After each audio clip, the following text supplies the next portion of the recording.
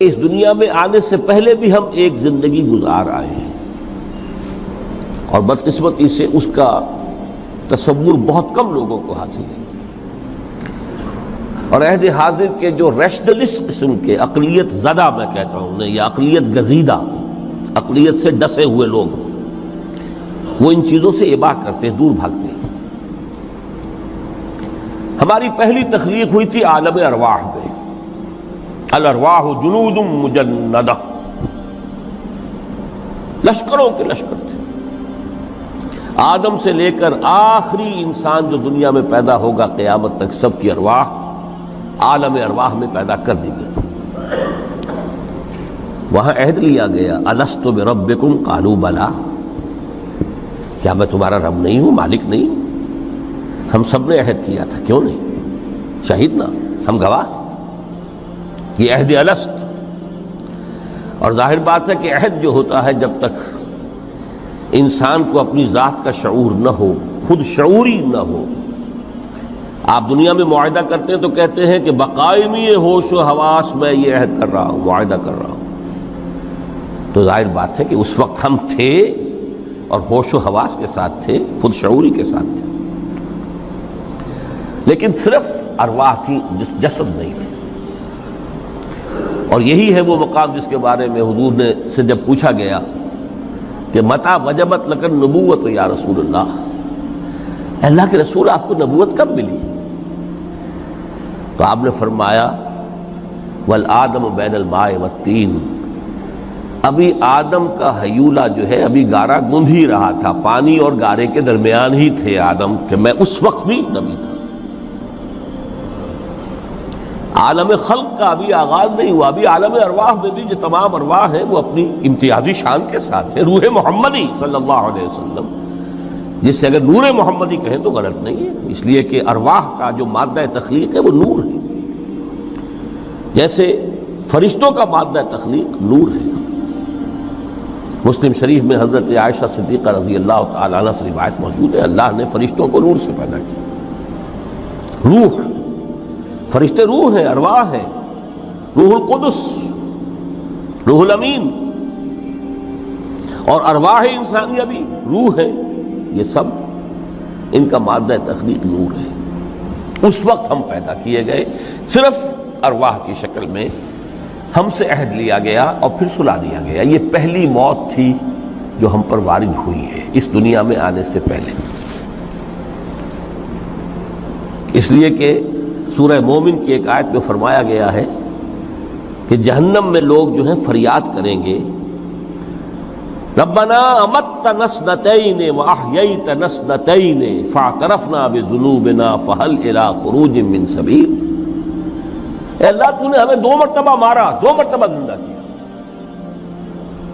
تو اب ایک مرتبہ اور صحیح، کہ یہاں سے نکلنے کا بھی کوئی راستہ ہے کہ نہیں؟ اتنے مراحل سے تو ہمیں لے کر آیا ہے، ایک مرحلہ اور سی۔ تو یہ 2 موتیں کون سی ہیں؟ پہلی موت وہ تھی جب ارواح کو موت کی نیند سلا دیا گیا۔ پھر عالم خلق، جسے آج سائنٹسٹ کہتے ہیں، جس کا نقطۂ آغاز ہے بگ بینگ، عالم ارواح اس سے پہلے کی شے ہے، اس تک سائنس نہیں پہنچ سکتی، وہ سائنس سے ماوراء ہے۔ لیکن جہاں سے سائنس شروع ہوتی ہے وہ عالم خلق کا آغاز ہے، بگ بینگ سے۔ وہ پھر مختلف مراحل، تنزل کے مراحل بھی آئے، ارتقاء کا مرحلہ بھی آیا، تفصیل میں جانے کا موقع نہیں ہے۔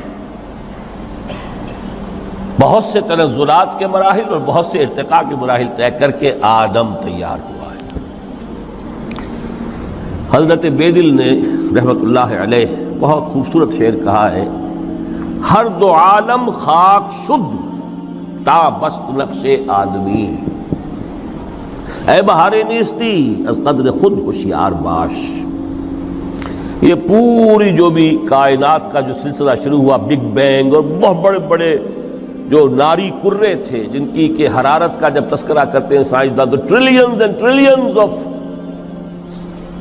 فارن ہائٹ، یہ ان کی اس وقت اس کی جو حرارت کا عالم تھا، لیکن پھر وہ ٹھنڈے ہوئے کچھ، اس میں سے کوئی پھر خاک کی تہ جو ہے زمین کے اس کرے پر آئی، ہر 2 عالم خاک شد، یہاں سے اب آدم کا حیولہ تیار ہوا، تا بست نقش آدمی، اس کے بعد ارتقائی مراحل ہیں، اور پھر آدم کی وہ روح جو کولڈ سٹوریج میں تھی جب وہ لا کر پھونکی گئی ہے، جسد آدم جو ہے وہ مسجود نہیں تھا، مسجود تو تب بنا ہے جبکہ اس میں روح آدم وہ لا کر پھونک دی گئی۔ فَإِذَا سَوَّيْتُهُ وَنَفَخْتُ فِيهِ مِن رُوحِي فَقَعُوا لَهُ سَاجِدِينَ۔ یہاں سے حیات دنیاوی کا آغاز ہو گیا۔ پھر وہ سلسلہ تناسل ہے، آدم اور حوا کی نسل میں سے ہر بچہ 4 ماہ کے بعد جب اس کا ایک حیولہ رحم مادر میں تیار ہو جاتا ہے، حدیث ہے متفق علیہ عبداللہ ابن مسعود سے رضی اللہ تعالی عنہ، اور جس کے اندر آغاز میں وہ کہتے ہیں کہ حضور نے ہمیں یہ بتایا وَهُوَ الصادق المصدوق، دیکھنا تم کہیں شک میں نہ پڑ جانا، محمد کون ہے؟ الصادق المصدوق، جو سچے ہیں، جن کی سچائی کی اللہ گواہی دیتا ہے، کہ رحم مادر میں 40 دن تم نطفے کی شکل میں ہوتے ہو، پھر 40 دن علقہ کی شکل میں ہوتے ہو، پھر 40 دن تو مضغہ کی شکل میں ہوتے ہو، پھر اللہ تعالیٰ فرشتے کو بھیجتا ہے جو اس میں روح پھونکتا ہے۔ وہی عمل جو آدم کے جسد حیولہ کے ساتھ ہوا تھا، ہر ابن آدم اور بنت آدم کے لیے وہی عمل ہے کہ جو رحم مادر میں 4 مہینے کے بعد دہرایا جاتا ہے۔ یہاں سے حیات دنیاوی شروع ہوئی، پھر موت، یہ دوسری موت ہے۔ اب پہلی موت تو وہ تھی، لیکن دوسری موت یہاں سیپریشن ہو جائے گی۔ جو زمین سے آیا تھا تخلیقی مادہ، وہ جسم میں گیا، زمین میں گیا، گل سڑ کر ختم ہوا۔ جو وہاں سے روح آئی تھی وہ اس زمینی وجود کا جو لب لباب ہے، جان، نفس، اس کو لے کر اپنے ساتھ، اور وہ جائے گی عالم بالا کو۔ پھر یہ ایک وقفہ ہے، پھر بعث بعد الموت ہے۔ تو احیاء بھی 2 ہو گئے، ایک مرتبہ پہلی موت کے بعد زندہ کیا اس عالم میں، آنکھ کھلی اس عالم میں ہماری، یہ پہلا احیاء تھا۔ کیف تکفرون باللہ وکنتم امواتا فاحیاکم ثم یمیتکم ثم یحییکم ثم الیہ ترجعون۔ دوسرا احیاء وہ ہوگا قیامت کے دن، بعث بعد الموت، اور پھر اس کے بعد وہ زندگی ابدی زندگی ہے، ہمیشہ کی۔ یہ تصور سامنے رکھیے۔ تو یہ جو تھوڑا سا وقفہ، یہ تو زندگی بہت طویل ہے۔ تو اسے پیمانہ امروز و فردا سے نناب جاویداں پہم دماں ہر دم جواں ہے زندگی۔ اس میں یہ وقفہ جو ہے، خلق الموت والحیات لیبلوکم ایکم احسن عملا، یہ اس جسد کے ساتھ اس روح کا اتصال، اور یہ 30 40 50 60 70 80 100 برس کی عمر، یہ ایک وقفہ ہے، یہ امتحانی وقفہ ہے، تمہیں جانچا جا رہا ہے، پرکھا جا رہا ہے۔ ایکم احسن عملا۔ اب اگر تو 2 چیزیں انسان پر واضح رہیں، اور نہ صرف واضح رہیں، مستحضر رہیں۔ واضح تو ہو جاتی ہے ایک چیز، پھر آدمی بھول جاتا ہے، تو کوئی فائدہ نہیں دیتا اس کے۔ مستحضر ایک یہ کہ اصل زندگی آخرت کی زندگی ہے، طویل ہے۔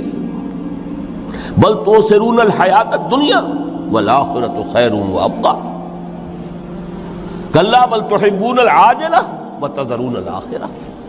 تم اس عاجلہ کو پسند کرتے ہو، اس دنیا کی زندگی کو تم ترجیح دیتے ہو، جبکہ آخرت ہے جو باقی رہنے والی ہے، ابدی۔ اگر تو یہ معلوم ہو، جیسا کہ سورہ عنکبوت کی آیت کے حوالے سے میں نے آپ کو آیت سنائی کہ وما هذه الحیات الدنیا الا لہو ولعب وان الدار الاخرۃ لہی الحیوان لو کانوا یعلمون۔ اصل زندگی جو ہے وہ آخرت کی زندگی ہے، کاش کہ انہیں معلوم ہوتا۔ ایک حقیقت تو یہ معلوم ہو اور مستحضر رہے کہ اصل زندگی آخرت کی زندگی ہے، اور دوسری حقیقت یہ کہ یہ دنیا کی زندگی ایک امتحانی وقفہ ہے۔ میرا دل برماہی نہیں آیا،